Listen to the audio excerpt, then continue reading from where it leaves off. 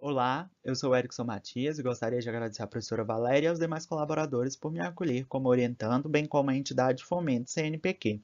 Irei apresentar o trabalho intitulado de Análise Tridimensional de Cimento Ortopédico na correção do sorriso gengival.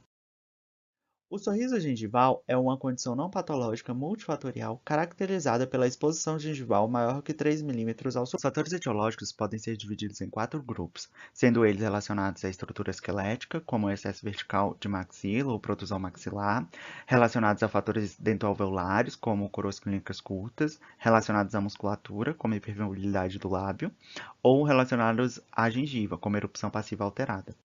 Para os casos de exposição gengival excessiva, causada seja por uma erupção passiva alterada ou por uma impermeabilidade do lábio superior, em conjunto a uma depressão subnasal maxilar, que o aumento de coroa clínica estético em associação com a instalação de cimento ortopédico à base de PMMA, é um tratamento bastante eficaz. Entretanto, eles não elucidam as características bi e tridimensionais do cimento ortopédico e as correlacionam com as alterações faciais dos tecidos moles adjacentes. Dessa forma, esse trabalho visou mensurar o volume do cimento ortopédico à base de PMMA por meio de tomografias e associar com as mudanças faciais, labiais e nasais dos pacientes a partir de fotos tomadas previamente ao procedimento cirúrgico, T0, e de pós-cirúrgico, transcorridos 3 meses, 6 meses e 12 meses.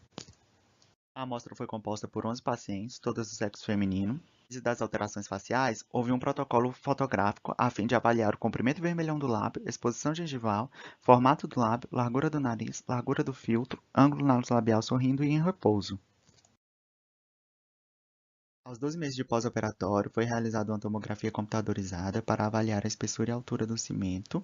O arquivo DAICOM ele foi manipulado no software Invisalis para que o cimento ele fosse separado virtualmente da maxila, fazendo-se uma avaliação então corte por corte.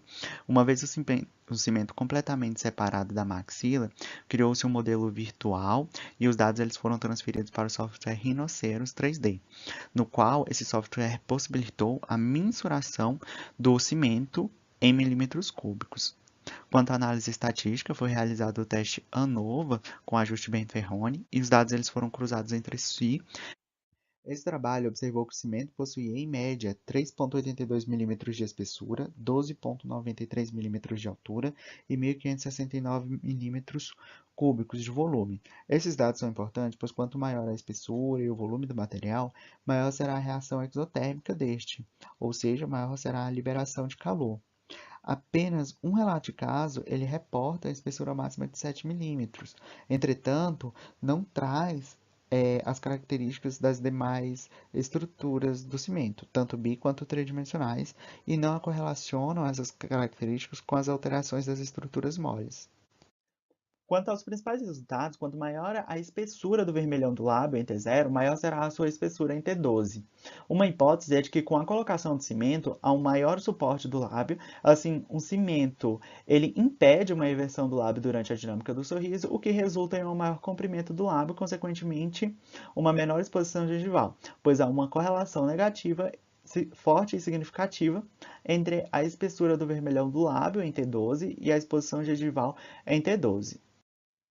Após a colocação do PMMA, houve uma diminuição da exposição gengival entre T0 e T12, e isso demonstra que o PMMA proporcionou uma melhora de 1,87 milímetros, conferindo um sorriso mais harmonioso e um maior suporte ao lábio.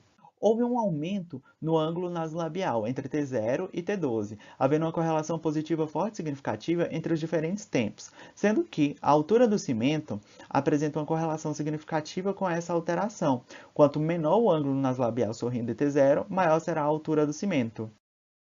Houve um aumento no ângulo nasolabial em repouso entre T0 e T12, conferindo um aspecto de nariz empinado, e quanto maior a altura do cimento, menor será o ângulo nasolabial em repouso em T12. Existe uma correlação negativa forte e significativa entre a altura do cimento e o ângulo nasolabial em repouso em T12. Para as demais características, há um destaque para o formato do lábio, que adquiriu uma trajetória descendente, tornando-se mais estético. A largura do nariz houve um leve aumento. A largura do filtro houve uma leve diminuição, e essa diminuição ela possui uma correlação com o volume do cimento. Apesar de serem poucos milímetros de alteração em cada parâmetro, quando se trata de estética, cada milímetro torna-se importante para o paciente. Assim, a técnica ela se demonstrou eficaz na diminuição da exposição gengival ao sorrir, apresentando alterações permanentes, como alteração no ângulo nasolabial sorrindo e no ângulo nasolabial em repouso, e essas evidências elas corroboram para uma melhor indicação da técnica, bem como auxiliam o profissional a orientar os pacientes quanto às expectativas. Essas foram as referências bibliográficas. Muito obrigado.